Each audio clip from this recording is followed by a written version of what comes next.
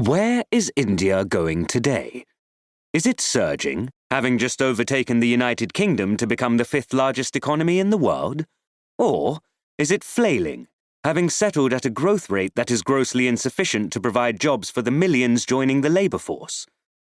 Are manufacturers across the world jostling to produce in India? Or does the stagnant share of employment in manufacturing over decades suggest India has missed the manufacturing bus? Is India preparing for the future?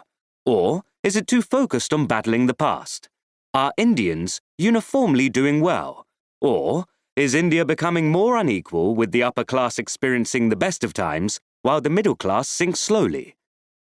These questions reflect two sides of the debate over India's economy. One side, relentlessly bullish and unwilling to see, speak, or hear any concerns about India's foreordained march into the ranks of the wealthiest and most powerful countries in the world.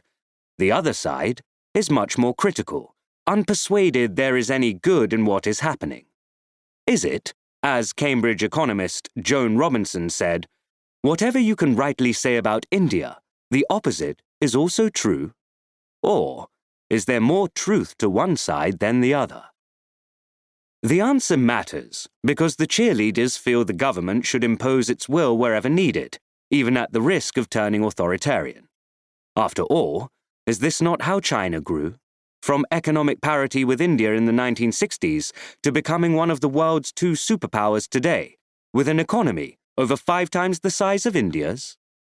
The critics believe the current government is better at perception management and suppressing unpleasant facts than creating real well-being for the masses, but this side has been unable to offer persuasive alternatives.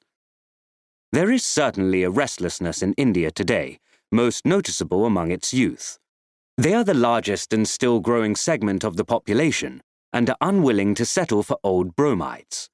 They want new answers that give them good jobs, not handouts, which will improve their lives today, not ask them to continue to endure. Many are temporarily sustained by the optimism that it is now India's turn to soar. India needs a vision of where it wants to get to, for that will determine the choices it needs to make today. To see what that might be, we first need to understand the debate between the cheerleaders and critics on India's current trajectory.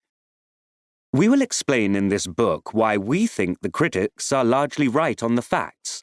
The relentless cheerleaders paper over the real fault lines that are emerging in the Indian economy.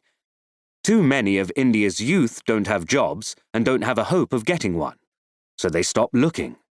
The fraction of working-age women employed is an abysmal 1 in 5, the lowest in the G20 countries, and the fraction of men employed is nothing to be proud of either.